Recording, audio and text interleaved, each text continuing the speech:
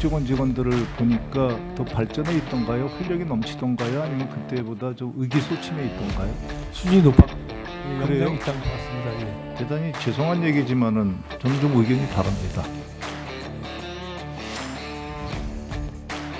양심에 따라 숨김과 보탬이 없이 사실 그대로 말할 것을 맹세합니다.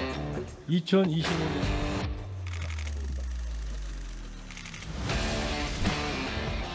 네, 후보자님께 질의하겠습니다. 후보자님, 저 2003년서부터 뭐 일정 기간 동안 NSC 상임위원장까지 이렇게 역임하시면서 국정원을 간접적으로 이렇게 살펴볼 기회는 있었죠? 예, 충분히 있었다고 생각합니다. 그때에 비해서 국정원 직원들을 보니까 한 20년 만에 보니까 어떻게 더 발전해 있던가요? 활력이 넘치던가요? 아니면 그때보다 좀 의기소침해 있던가요? 예, 사실은 그 당시 그 만난 뒤에 또 제가 국정원하고 그 관련을 가진 다음에 한 20년 지났습니다. 그런데 그 사이에 여러 가지 국정원과 관련해서 여러 어려운 얘기들이 많이 있어서 또 흔들리는 얘기도 있어서 국정원 직원들이 짧게 좀 부탁드립니다. 예, 수준이 어떨까 했는데 돌아와 보니까 촉이 살아 있다. 상당히 수준이 높았고 그래요? 영향이 있다고 봤습니다. 예. 대단히 죄송한 얘기지만은 저는 좀 의견이 다릅니다. 그래서 몇 가지 여쭤보겠습니다. 국정원이 지금 4차장 체제죠, 그죠? 예, 3차장, 2실장이지만 예, 그러나 실제 네. 차관급들입니다. 차관급이 4분이죠. 왜 차관급이 다른 조직에 비해서 4명이나 된다고 생각하십니까? 국방부 같은 데도 1명도 안 되는데 저는 이렇게 생각을 합니다. 그만큼 업무가 복잡다기하죠. 네. 그러니까 어떤 원장이 오더라도 그 업무를 다 정통할 수는 그건 불가능한 얘기입니다. 더군다나 국정원에 근무하지 않으셨던 분이라면 국정원만이 가진 특이한 환경을 알아보는데도 꽤 오래 걸릴 겁니다. 국정원 직원이 반드시 갖춰야 될 저는 그 업무 능력을 꼽으라고 한다면 굳이 저는 문제 해결 능력과 종합 판단 능력이라고 생각을 합니다.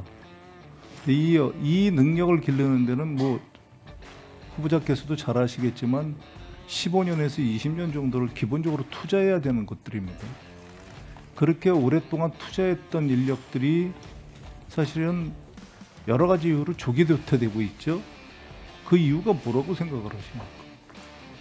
단순히 계급정년제라고 생각을 하십니까?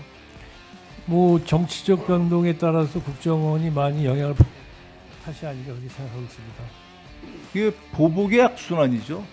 노골적으로 말씀드리면 그 근저에는 인사라는 게 있다는 것은 너무나도 뭐 쉽게 유추할 수 있는 것이고요. 그런 상대를 쳐내기 위해서는 어떻게 해야 되겠습니까? 그 인사를 왜곡하는 수밖에 없습니다.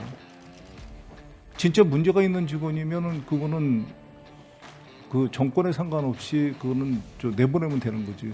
처벌하면 처리하면 되는 거지만 그렇지 않고 대가가 없는 직원들을 처리하려면 그건 인사를 왜곡하는 수밖에 없겠죠, 그죠?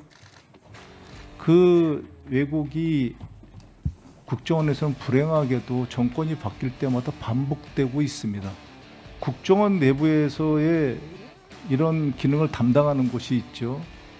그죠? 감찰실, 감사관실, 뭐 네. 인사처가 간접적으로는 하긴 하지만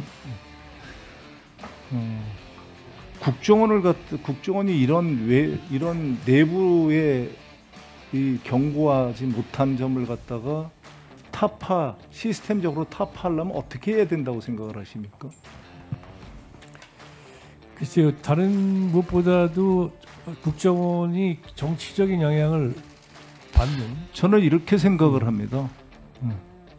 그건 인적인 요소고요. 네. 저는 시스템을 바꿔야 된다고 생각을 합니다. 어떤 문제가 생겼을 때는 반드시 시스템을 바꿔야 된다고 생각을 하는데 국정원 내부의 감찰과 감사로는 이 시스템을 저는 못 바꾼다고 확신을 합니다. 지금 전현직 직원들이 저도 포함해서 들으면은 뼈 아픈 얘기이긴 그리고 뼈아픈 얘기일 수 있겠습니다만 국정원은 자체 개혁이나 혁신에서 실패했다고 저는 생각을 해요.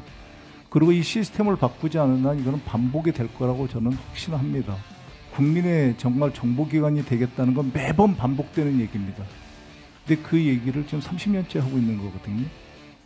그게 저는 외부의 감시의 취약이라고 생각을 해요. 그래서 세계의 정보기관은 그러면 특별하게 우리나라보다 사람들이 선하고 그래서 그런 게 없느냐? 그렇지 않습니다. 이 외국 선진 정보기관은 이 점을 일찍이 간파하고 이미 1970년대부터 이런 기능을 갖다가 강화했죠.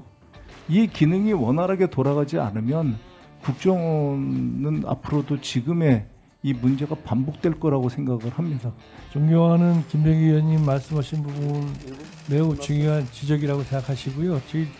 제가 국정원장에 취임한다면은 여러 가지 말씀하신 부분들을 갖다가 살펴보면서 저희 원 발전에 기여하도록 검토를 해보겠습니다. 비공개에서는 좀 더 디테일하게 이 건에 대해서 물어보겠습니다. 그러니까 준비 좀 부탁드리고요. 네. 생각보다 굉장히 뼈 아플 수도 있습니다.